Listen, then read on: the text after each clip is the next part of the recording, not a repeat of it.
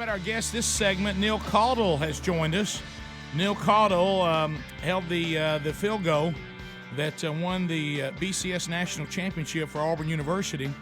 And a fascinating dude. Neil, how you doing, buddy? Well, I'm doing great. How y'all doing? good to see you, man. Neil, you went out there and you didn't look nervous at all. We were about the 15-yard line, about even where you were holding the ball out there, and you didn't look nervous at all. But that was a pretty big deal. There was a few people watching that game. I guess you've seen the TV ratings as far as cable, and quite a ball game. Well, and congratulations, national thank champion. Thank you very much. And it was looking back on it, I should have been real nervous now that I think about it because apparently it was a big play, but. We had just done it so many times. I just went out there and we just did it one more time, and afterwards I kind of realized, that was kind of big, wasn't it? Yeah, well, and what's kind of cool about this, because your story, we always hear stories, the Cam Newton story is a fascinating story, and you hear the people that do this and they go on to do that, and MVPs, and it turns out this, and your story has always been so intriguing, and I've always taken the chance to tell you whenever I could that I always have my sons looking to men like you, because you've got a commitment to your faith, and there's been so many times in your football career when no one would have blamed you if you would have had a sour attitude, if you would have said, you know what, I'm going somewhere else, I'm going to start over, because you came out of high school, one of the most sought after quarterbacks in our state, and one of the most sought after in the country. You'd been through some injuries in high school, so many obstacles through that. Going to a season, well, here's a season-ending injury, fighting back from that. You get to Auburn, you fight through some more situations with injuries, and then Coaching changes, and then just when you think, not one time but multiple times, this is now my time, I'll be the starter, something happens. And kind of talk about the process of what your career, and then we'll get to this moment that was such a God thing. I would just, first off, I don't know how I made it through all that besides my faith and my parents. They supported me through it. There were times when it seemed like there was no end in sight, there was no light at the end of the tunnel, and they kept me pushing through it. And I loved Auburn. I loved being there, and there were a lot of chances to leave. Looking back, there was some tough times and these past 5 years, but I couldn't be happier that I stayed, and it finished. It ended up so well for me. Neil, let me ask you this, because I know, in knowing you, and we talked to you when you were in high school, and we of course know your mom, and we've talked to her over the years and enjoyed getting to know her, but. You went, as you said, you went down, you fought through some injuries, and I guess it was probably 2 years ago when Auburn had just a real rough season, and it was Coach Tuberville's last year, who we also knew pretty well.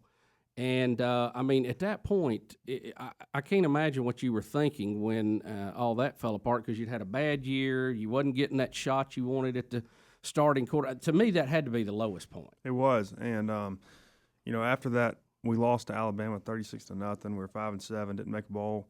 At that point, it was hard not to think, God, just 2 more years. Just wait it out. Get a degree, get on out of here. And it was tough not to think that, but sometimes we would. And the seniors on this team really kind of rallied together, and it helped that we got a whole new coaching staff that really energized us, and we kind of turned things around. From there, we won 8 games the next season, had a big bowl game, and then this year had all the confidence in the world to go in and win a national championship. Well, looking back, because you think to all the things you went through, there were obvious moments that you think, I've only got so much eligibility left, and you've had the talent, and you go back and look at these pictures of you being at these camps with these guys who are now starting on NFL teams with big contracts, and you're looking at that you were in their group.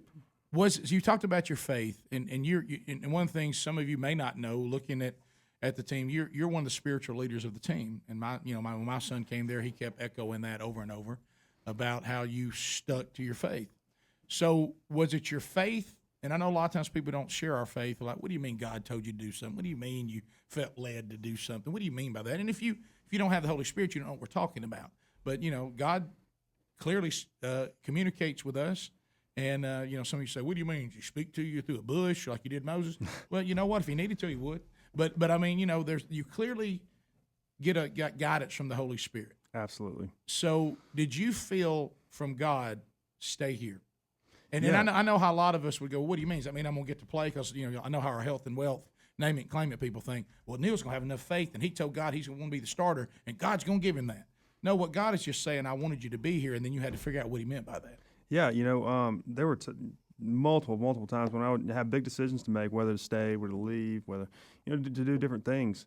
And I just prayed about it. That's all you can do. Even with this past decision where I had the offer for a graduate assistant job, I had no idea what to do, and just pray about it. And whatever you do won't be wrong. It'll be God's will for you. And that's just kind of how I've lived, how I've made these decisions, and what's gotten me through these 5 years.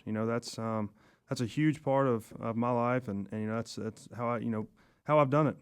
See, we want you to be on the field throwing touchdown passes, and God is saying, I may do both, but I tell you what I do need is for you to impact this team spiritually, and we may never see you on an all-star team that we can relate to, but in the kingdom, you've done what God asked you to do, and the accolades for His kingdom that you've impacted are what's going to be eternal anyway.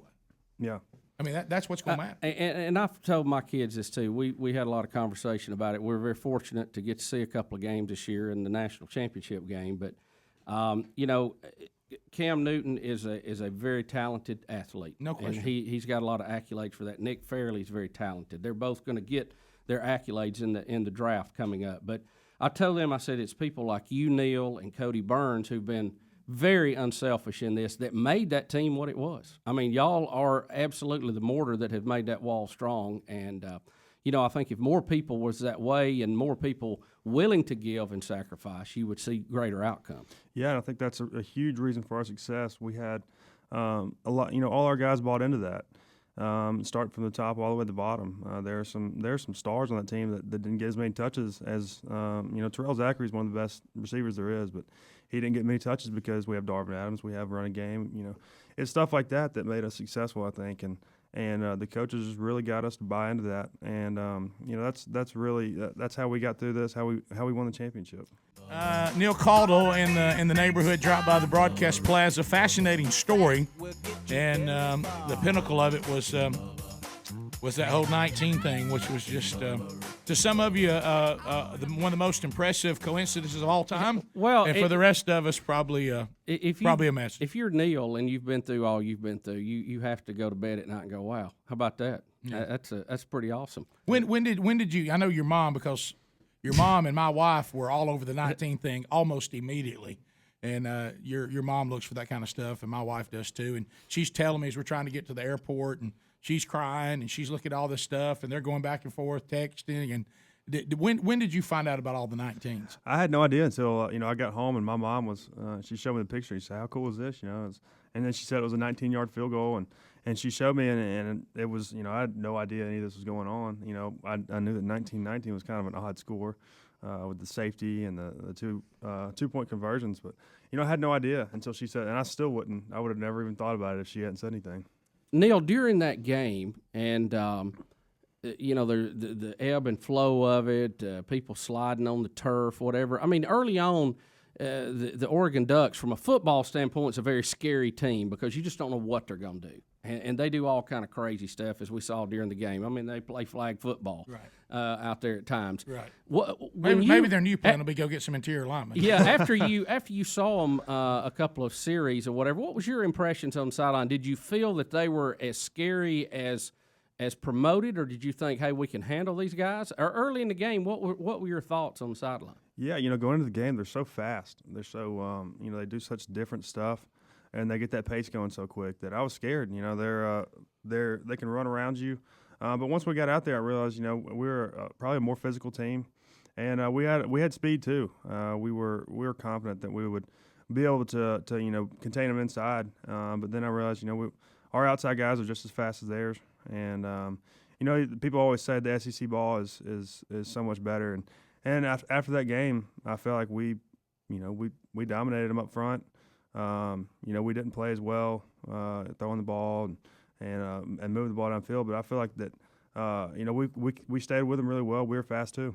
Were you surprised at some of the odd defensive alignments? We were kind of talking about it in the stands. You look up one time, they'll have 3 down linemen. Next time you look up, they'll have 1 down lineman, and then next time they just got a bunch of people standing at the line of scrimmage, and you can't tell what's what. They do some funny stuff on defense, and we worked on it all week. They'll blitz 50, 75% of the time. So we had a tough time. You just don't know where it's coming from. You don't know where it's coming from. You got to watch a lot of film to kind of figure out what they're doing and to know what they're going to do. So they gave us some fits, especially in that first half. And we kind of figured it out. We just stayed on course, didn't get too worked up about it, and we slowly figured out what they were doing. When you look at this too, we've always asked coaches about this, but we rarely get to ask players. And I got to talk to my son about it a little bit. But there's something about when you guys are the age of my son when you were 19. There's another 19. He's turning 20 in March. Sometimes I can't get as much detailed information from you guys. It's like, yeah, we're good. Yeah, we did That's good. it, son? That's all you got? But 37. Rick wants a complete breakdown. Let's he wants break to know this where thing he down. wants to know where the safeties are at all times. Hey, guys, you think y'all ready? Yes, sir. That's it? Can you tell me why you think that, son? But the 37 days off, this ridiculous way we do college football, Division I, which is I'll always call it that. I'm not under these letters. It's Division I, 1AA, Division II, Division III. And we're not changing. They can come back to our way, or they can just stay with it. How does it affect you as players? Because the coaches have tried to explain how to do it, but it's clear. Number one, I think it's great for the defense because they all get to really break down a lot of scenarios. But on the bad side, offense is about timing, and I know you try to emulate it in practice, but you also don't want to get people hurt. From a player, what is it like? For us, it's really tough. Yeah, I would think it would be. I mean, you'd rather go back out there the next week after the South Carolina game and play, right? We'd rather play the next week. And I'm sure Oregon felt the same way. Absolutely. Yeah. And to have that much time off, you get rusty. You get your timing gets off. You stay out of contact for a while. It's really tough, and we had never had something that long. 37 days. We'd played in a January 1st bowl, and that was tough enough. But to have that extra week and a half off of practicing and meeting, it was very tough for us. I know it was tough for Oregon. Yeah, because you get to the point you go, all right, we dialing in. All right, guys, go home for Christmas. See you in 4 or 5 days. What? That's right. Neil, and then when you come back, and it's almost like I start over again. At what point in the game did you feel like we're going to win this? We can beat these guys, and we've got control of the game. After we scored the first time, once we moved the ball down, I knew that they were probably going to move the ball and score. But I felt confident that our guys up front, our 5 offensive linemen are as good as they are as good as any offensive lineman in the country, I think. And to have them up front, and I knew we were going to move the ball. I knew our defense was going to tighten up, and I felt confident from the beginning. I knew that's how we've been all season. Yeah, didn't you feel like once you realized that your defense was able to handle what was supposed to be the premier offense in the country, at that point is when I know as a fan you start going, Auburn could win this thing going away because it appears they're not able to move the ball, which is we all thought was a given. And then, of course, like you said, the offense had a couple of misfires. Had some misfires that I think would have turned it into a blowout. Overthrown passes, and then trying to kind of run the clock out, we have a fumble, and Oregon sticks it in to tie it up, and it seems like momentum may be going back their way. Did you have any doubt what was going to happen that next series? I was worried. I will say that, but when the defense got those turnovers they did, when they kept stopping them, I felt confident. I knew it was only a matter of time before we really moved the ball down the field and started scoring a lot. We never did, but the defense kept holding, had the goal line stand, and they really won that game for us. Just the way they came out and played and stopped those guys. And see, if you watch the team all year, and Rick and I have kind of joked about this, you never thought we'd say, "Hey, the defense won it for us." That's just not something that you thought you were going to say. No, I had no idea. Yeah. But anyway, what a fascinating story, Neil. And we know that wherever you're going forward, What are you going to be doing, Neil? I'm going to graduate in May and, try to find a job. Go on from there, go in the working world. Hey, good luck with that. It's fun out there. You'll do great. Somebody's going to get an asset to their company, no doubt. Rick and Bubba, Rick and Bubba.